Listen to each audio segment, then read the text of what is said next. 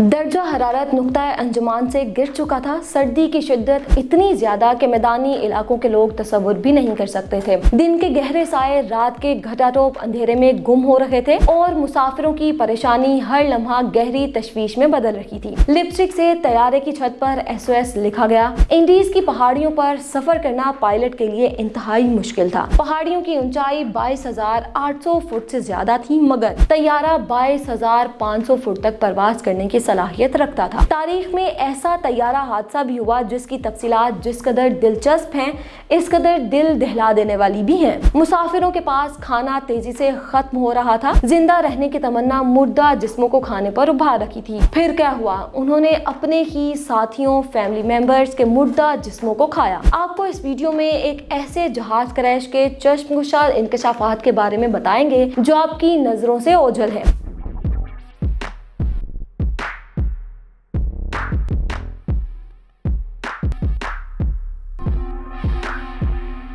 Uruguay اور چلی کے درمیان فضائی سفر کریں تو درمیان میں پڑتی ہیں انڈیز کی پہاڑیاں، جن کے اوپر طیارہ اڑانا عام پائلٹ کے بس کی بات نہیں۔ اس علاقے میں طیارہ اڑانے کے لیے خاص تربیت کی ضرورت ہوتی ہے۔ یہ بات ہے 12 اکتوبر 1972 کی۔ جنوبی امریکہ کے ملک یوروگوائے سے چارٹر طیارے نے اڑان بھری۔ جہاز چلی کے دارالحکومت سانتیاگو کے لیے روانہ ہوا تھا۔ 21 رگبی کھلاڑی، ان کے اہل خانہ اور دوستوں سمیت 45 مسافر سوار تھے، جن میں 5 ریت ممبر بھی شامل تھے۔ چلی جنوبی امریکہ کے مغرب میں انڈیز پہاڑی سلسلے اور بحر الکاہل کے درمیان طویل اور تنگ ساحلی پٹی پر واقع ہے۔ اس کے شمال میں پیرو اور مشرق میں ارجنٹائن آباد ہے۔ چلی کا ساحل 6,435 کلومیٹر پر محیط ہے۔ چلی بھی انٹارکٹیکا کے 12,50,000 مربع کلومیٹر کے رقبے پر دعویدار ہے، اگرچہ انٹارکٹیکا معاہدے کے تحت یہ دعویٰ معطل کر دیا گیا۔ چلی کا دارالحکومت اور سب سے بڑا شہر سانتیاگو ہے۔ یہاں ہسپانوی زبان بولی جاتی ہے۔ برسبیل تذکرہ ہم نے سوچا آپ کو چلی کے حدود و اربا سے متعلق تفصیلات بتا دیں۔ بات ہو رہی تھی انڈیز کے پہاڑی سلسلے کی۔ یہاں موسم بہت تیزی سے اپنے تیور بدلتا ہے، یوں سمجھ لیں جیسے گرگٹ اپنے رنگ۔ تو پائلٹ محو پرواز تھے۔ مسافت زیادہ طویل نہیں تھی۔ عام طور پر یوروگوائے سے سانتیاگو کی مسافت 3 گھنٹے پر محیط ہے، لیکن راستے میں انڈیز کی پہاڑیوں کا طویل سلسلہ ہے۔ جنوبی امریکہ میں انڈیز ماؤنٹین رینج دنیا کا طویل پہاڑی سلسلہ ہے۔ سلسلہ کوہ ہمالیہ کے بعد دنیا کی اونچی پہاڑیاں بھی یہیں پر ہیں۔ یہی پہاڑی سلسلہ مسافروں کے لیے ڈراؤنا اور خوفناک خواب بن گیا تھا۔ 12 اکتوبر 1972 کو خطرناک طوفان کے باعث پہاڑی سلسلے پر مزید سفر کرنا موت کو دعوت دینے کے مترادف تھا۔ اسی لیے پائلٹس نے یہ فیصلہ کیا کہ وہ مزید سفر نہیں کریں گے اور اگلے دن صبح دوبارہ منزل کی طرف گامزن ہوں گے۔ ارجنٹائن کے مینڈوزا شہر میں طیارے نے لینڈنگ کی اور مسافروں نے رات اسی شہر میں بسر کی۔ اگلے دن 13 اکتوبر 1972 کو دوپہر 2:08 پر دوبارہ اڑان بھری گئی۔ پائلٹس نے مشاہدہ کیا کہ مطلع صاف ہے اور سفر خوشگوار گزرے گا۔ 3:21 پر طیارے کو بلندی سے نیچے کی سمت کیا گیا۔ طیارہ سانتیاگو کے قریب تھا، لیکن ابھی بھی طویل پہاڑی سلسلے کے گھن چکر سے نہیں نکلا تھا۔ نیچے کی طرف کرتے ہوئے طیارہ ہولناک ہچکولے کھانے لگا۔ جہاز تیزی سے کبھی اوپر اور کبھی نیچے کی جانب جھک رہا تھا اور طیارے میں ہنگامہ برپا تھا۔ اسی استا میں طیارے کے ارد گرد بادل چھا گئے اور پائلٹس کو کچھ بھی دکھائی نہیں دے رہا تھا۔ طیارے میں الارم بجنے لگا اور وارننگ لائٹ بھی روشن ہونے لگی۔ کسی کو بھی سمجھ نہیں آ رہی تھی کہ آخر یہاں ہو کیا رہا ہے۔ طیارے میں موجود رگبی کے کھلاڑی صورتحال سے خوفزدہ تھے، نہ کہ ششدر، بلکہ وہ دیگر مسافروں کی گھبراہٹ کا مذاق اڑا رہے تھے۔ بگڑتی صورتحال کے دوران ایک مسافر نے کھڑکی کے باہر دیکھا تو اسے محسوس ہوا کہ بادل آہستہ آہستہ چھٹ رہے ہیں۔ اس نے یہ بھی دیکھا کہ بادلوں سے آگے پھر پہاڑی سلسلہ ہے۔ جب طیارہ بادلوں کے اوٹ سے باہر نکلا تو پائلٹس نے محسوس کیا کہ ان کے سامنے بہت بڑی چٹان ہے۔ انہوں نے پریشانی کے عالم میں طیارے کو اوپر لے جانے کی کوشش کی، لیکن جہاز کا گراؤنڈ الارم بجنے لگا۔ پائلٹس نے پہاڑ کی چوٹی سے بجنے اور دوبارہ اونچائی کی طرف جانے کے لیے اپنی پوری توانائی لگا دی تھی، لیکن افسوس اونچائی کی سمت طیارے کا رخ موڑنے کے فیصلے میں بہت ہی زیادہ تاخیر ہو چکی تھی۔ اونچائی کی جانب رخ موڑتے وقت طیارے کا پچھلا حصہ پہاڑی سے ٹکرا گیا، جس کی وجہ سے پچھلی لائنوں کی نشستیں ہوا میں اڑ گئیں۔ 3 مسافر طیارے سے غائب ہو گئے۔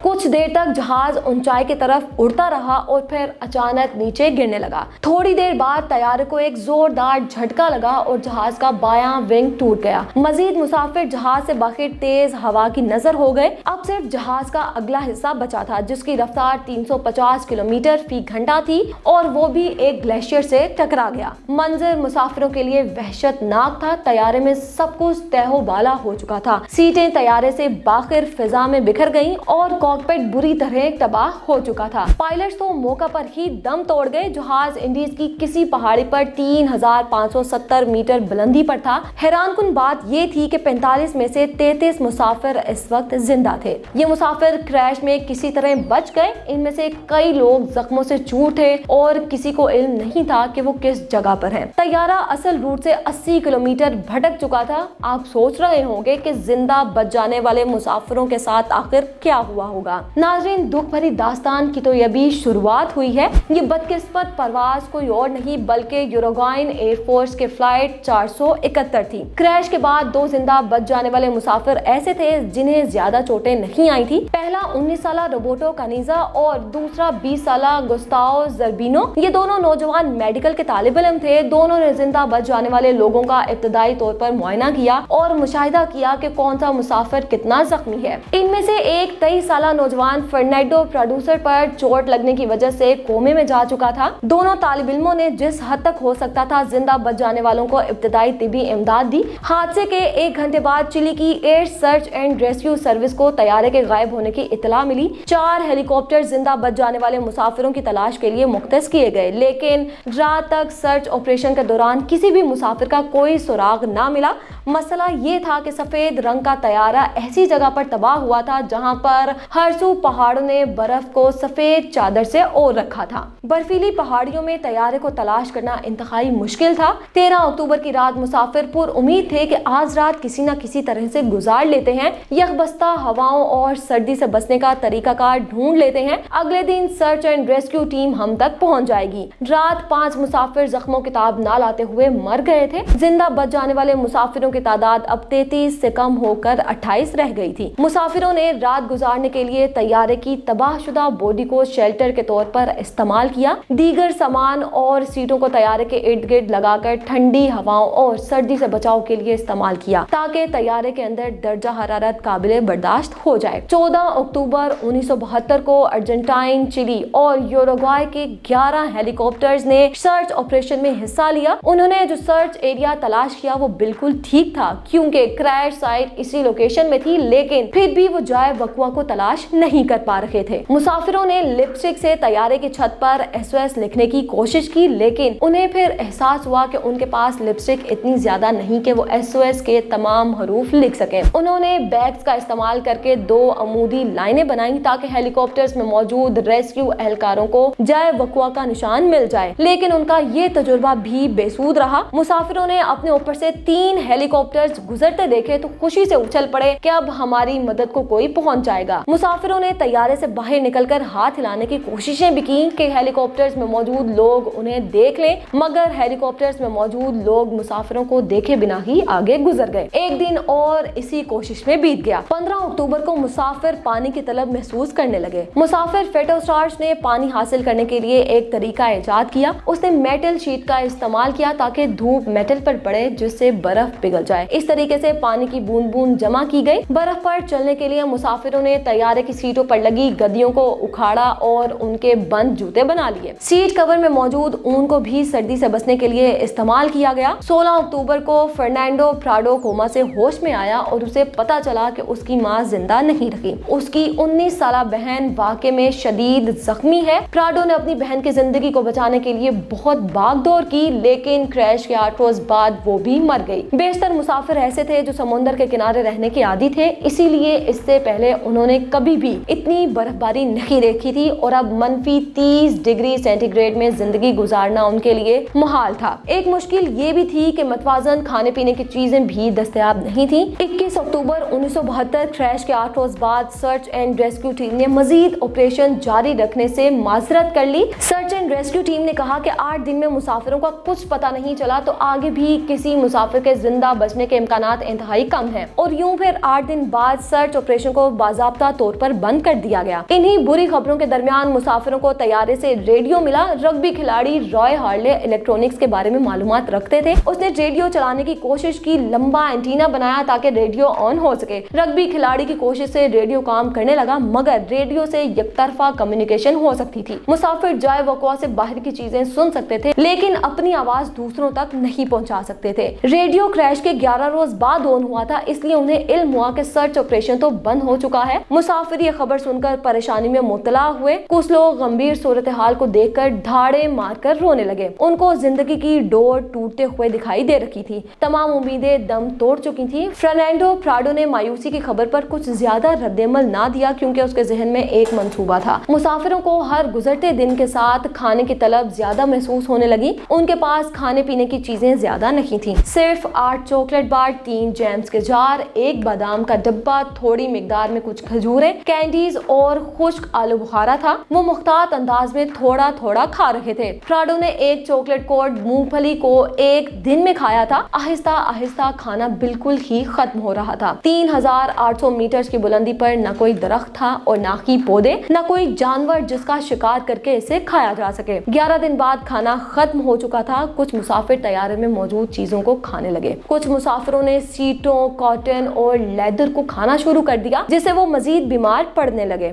ऐसी सूरत हाल में जब भूख से मरने के अलावा कोई ऑप्शन नहीं बचा था, तो मुसाफिरों ने ऐसा फैसला किया जिसे सुनकर आपका दिल दहल जाएगा। अब उनके पास मर जाने वाले लोगों के मुर्दा जिस्मों को खाने के अलावा कोई चारा नहीं था। ये फैसला लेना आसान नहीं था, क्योंकि मर जाने वाले लोग किसी मुसाफिर के फैमिली मेंबर्स, रिश्तेदार और दोस्त थे। 29 अक्टूबर 1972 क्रैश के 16 दिन बाद भी खाने का जरिया भी कम होने लगा। मुसाफिरों के सामने मुस्तकबिल का कोई लाहेअमल नहीं था। कोई नहीं जानता था कि आइंदा की हिकमत अमली क्या होगी। इससे ज्यादा मुख्दोश हालात और क्या हो सकते थे। लेकिन इस रात उन्हें एक गरजती हुई आवाज सुनाई दी। वो बर्फानी तोदा गिरने की आवाज थी। बर्फानी तोदे ने तैयारे में तबाही मचा दी। तोदे तले दबकर और ऑक्सीजन की कमी के बायस मजीद 8 अफराद मारे गए, जिसके बाद जिंदा बच जाने वाले मुसाफिरों की तादाद 19 रह गई। 19 लोग भी बर्फ की तह में बुरी तरह से फंसे हुए थे। प्राडो ने एक मेटल पोल का इस्तेमाल करके बर्फ के अंदर शगाफ डालने की कोशिश की ताकि वेंटिलेशन आ सके। 2 दिन की मुसलसल कोशिश और मेहनत के बाद बर्फ में खुदाई करके एक टनल बनाया गया और कुछ मुसाफिर बर्फ से बाहर निकल आए। लेकिन उन्होंने गर्दोपेश का जायजा लिया तो उन्हें बर्फानी तूफान के आसार नजर आए। मुसाफिरों ने तैयारे में जमी बर्फ की तह में पनाह लेने में आफियत जानी। 3 दिन वो इसी तंगो तारीक तह में दुबके रहे। 3 दिन बाद वो बर्फ की तह से निकले और उन्होंने देखा कि मतला साफ हो चुका था। मुसाफिर एक दूसरे की तरफ देखने लगे और आंखों ही आंखों में एक दूसरे से कहने लगे कि हमें कोई बचाने नहीं आएगा। अगर उन्होंने यहाँ जिंदा रहना है तो अपनी मदद आपके तहत जुर्रत करना पड़ेगी। मरना है तो आखिरी दम तक जिंदा रहने के लिए तगदो करनी चाहिए। कैंसा, प्राडो और विजिंटन मजबूत आसाब और पुख्ता इरादे के मालिक थे। सब लोगों ने मिलकर फैसला किया कि इन तीनों को सबसे ज्यादा खाना और गर्म मलबूसात दिए जाएं, क्योंकि ये लोग पैदल चलकर मदद ढूंढने की कोशिश करें। सबसे पहला काम लोकेशन का अंदाजा लगाना था। क्रैश होने से पहले पायलट ने ऐलान किया था कि हमने कारिको शहर को अबूर कर लिया है। इसलिए इन तीनों ने फैसला किया कि वो मगरिब की जानिब पैदल चलें तो चिली मुल्क के किसी हिस्से में पहुंच जाएंगे। लेकिन उनका यह अंदाजा बिल्कुल गलत साबित हुआ, क्योंकि पायलट को खुद भी अंदाजा नहीं था कि तैयारा किस सिमत जा रहा है। तैयारे की असल लोकेशन 79 किलोमीटर मशरिक की जानिब इंडीज पहाड़ियों के दरमियान थी। 15 अक्टूबर 1972 क्रैश के 33 दिन बाद 3 लोग मदद ढूंढने के लिए निकल पड़े। घंटों मशरिक की जानिब चलने के बाद उन्हें तैयारे का एक तबाहशुदा टुकड़ा मिला। ये तैयारे का वही हिस्सा था जो टूट गया था, जिसमें सूटकेस, चॉकलेट, पैटीज, कपड़े, किताबें और अदवायात थी। तीनों अफराद को तैयारे का 2-वे रेडियो सिस्टम भी मिला, ऐसा रेडियो जिससे वो अपना पैगाम दूसरों तक पहुंचा सकते थे और बाहर से आने वाला पैगाम भी सुन सकते थे। तीनों ने रात इसी जगह पर गुजारने का फैसला किया। अगले दिन वो मशरिक की सिमत पैदल चले। उन्होंने रेडियो को चालू करने का फैसला किया ताकि मदद के लिए SOS कॉल भेज सके। टुकड़े के एक हिस्से से उन्हें 24 किलो की बैटरी मिली, जिसे जहाज की तबाहशुदा मेन बॉडी तक ले जाना मुश्किल था। उन्होंने फैसला किया कि रेडियो को इसी मकाम पर ही ऑन करने की कोशिश की जाए। इस काम के लिए उन्होंने रॉय हार्ले की मदद ली, जो इलेक्ट्रॉनिक्स मसनूआत से मुतालिक जानता था, लेकिन मुसाफिरों का ये मंसूबा भी कामयाब ना हो सका। बात ये थी कि मुसाफिरों का इलेक्ट्रिक सिस्टम 115 वोल्ट AC में काम करता था और बैटरी 24 वोल्ट DC की थी, जिसके साथ जोड़ने का कोई जरिया न था। कुछ दिन तक की मुसलसल जदोजहद के बाद भी रेडियो ऑन ना हुआ। मुसाफिरों ने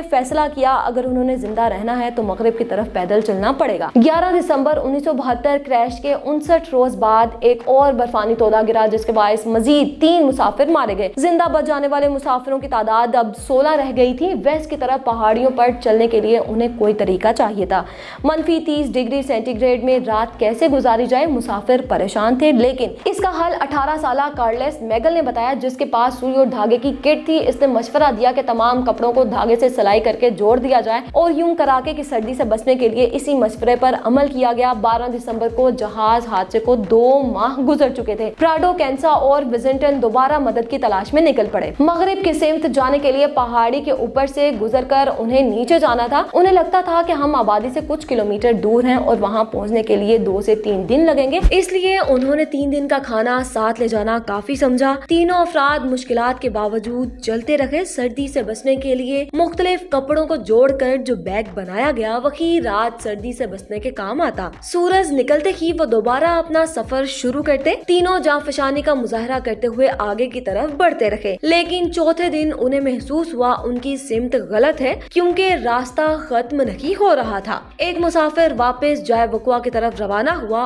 और 2 लोगों ने सफर जारी रखने का फैसला किया। 15 दिसंबर को विजिंगटन ने वापसी की राह ली और तबाहशुदा तैयारे के करीब पहुंच गया। पराडो और कैंसा ने आगे की तरफ सफर जारी रखा। पहाड़ी की चोटी पर पहुंचकर उन दोनों ने देखा कि इर्द गिर्द और आगे पीछे सिर्फ बर्फ में ढके पहाड़ ही पहाड़ हैं। हिम्मत और उनका सब्र जवाब दे चुका था, लेकिन वो जिंदा रहने की उम्मीद पर चलते रहे। एक मकाम पर पहुंचकर उन्होंने मुशाहिदा किया कि 2 पहाड़ियों पर बर्फ नहीं, इसलिए उन्होंने फैसला किया कि हम इसी डायरेक्शन में चलते रहेंगे। प्राडो और कैंसा कई दिन हाइकिंग करते रहे और आखिरकार वो एक वादी में पहुंच गए। एक ऐसी वादी जहां उन्होंने पानी की नदी देखी। ऐसी सूरत हाल में नदी मिलने से उनकी बेजान रूह में जान आ गई। वो नदी के किनारे 9 दिन मुसलसल चलते रहे और 20 दिसंबर को उन्हें वहां इंसानों की मौजूदगी का एहसास हुआ। उन्हें खेतों में एक गाय भी दिखाई दी। नींद, परेशानी, खुराक की कमी और थकावट ने उनके जिस्म को निढाल कर रखा था। उनके लिए आगे एक कदम भी चलना मुश्किल था। नदी की दूसरी तरफ उन्हें घोड़ों पर 3 सवार दिखाई दिए। प्राडो चिल्लाया, लेकिन चिंगारती नदी की वजह से उसकी आवाज वहीं दब कर रह गई। 3 अफराद में से एक की नजर प्राडो और कैंसा पर पड़ी और उसने कहा कि हम कल दोबारा यहाँ आएंगे। अगले दिन वो कागज और पेंसिल लाए। उन्होंने नदी के दूसरी जानिब दोनों चीजें फेंकी ताकि प्राडो और कैंसा कुछ लिख सके। प्राडो ने अपनी गुज़िश्ता दिनों की रोदात कागज पर तहरीर की। दूसरी तरफ प्राडो का पैगाम मौसूल करने वाला चिली मुल्क का किसान सरगेव काटलान था। इसने तहरीर को पढ़ा और गुजरे हालात पर नजर दौड़ाई और उसे एहसास हुआ कि 2 माह पहले जहाज क्रैश की खबर सुनी थी। इसके जहन में वो वाक़या आया तो वो शशदर रह गया कि ये लोग अभी तक जिंदा हैं।